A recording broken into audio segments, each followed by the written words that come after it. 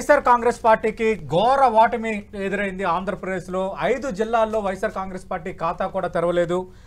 మనం చూస్తే కృష్ణా, గుంటూరు, ఈస్ట్ గోదావరి, విజయనగరం, శ్రీకాకుళం 5 జిల్లాల్లో వైఎస్ఆర్ కాంగ్రెస్ పార్టీకి ఒక్క సీటు కూడా దక్కలేదు. ఇక్కడ పూర్తి స్థానాలు ఇక్కడ 5 జిల్లాల్లో కూటమి అభ్యర్థులు విజయం సాధించడం ద్వారా క్లీన్ స్వీప్ సాధించారు. లేటెస్ట్గా అందుతున్న ఇన్ఫర్మేషన్ ప్రకారం 17 స్థానాలు వైఎస్ఆర్ కాంగ్రెస్ పార్టీ ఎండింగ్లో లీడ్లో ఉంది.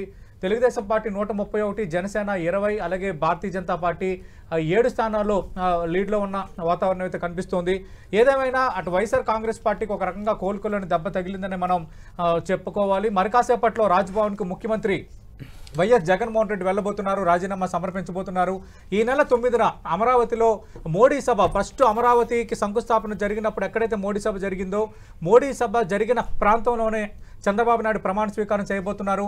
ఆల్రెడీ భారతీయ జనతా పార్టీ నేత సిద్ధార్థనాథ్ సింగ్ ఆల్రెడీ ఈరోజు సాయంత్రం చంద్రబాబుతో భేటీ కాబోతున్నారు. అలాగే పవన్ కళ్యాణ్ కూడా భేటీ కాబోతున్నారు. ఏప్రిల్ 9న చంద్రబాబు నాయుడు ప్రమాణ స్వీకారం చేయబోతున్నారు. 4వ ముఖ్యమంత్రిగా జూన్ 9న ప్రమాణ స్వీకారం చేయబోతున్నారు. మరి ప్రమాణ స్వీకారం చేసే సందర్భంలో పవన్ కళ్యాణ్ కానీ అలాగే భారతీయ జనతా పార్టీ అంటే జనసేన, భారతీయ జనతా పార్టీ నుంచి కూడా నేతలు ప్రమాణ స్వీకారం చేస్తారా? కూటమి ప్రభుత్వం ఏర్పాటులో ప్రారంభంలోనే కేబినెట్ విస్తరణ ఉంటుందా?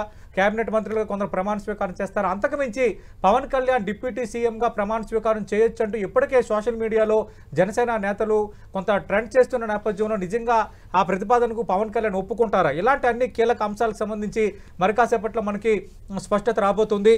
ప్రధానంగా కృష్ణా, గుంటూరు ఇది బాగా ఊహించింది. అంటే కృష్ణా, గుంటూరులో కూటమి ఖచ్చితంగా ఇంపాక్ట్ చూపిస్తుందని అందరూ ఊహించారు.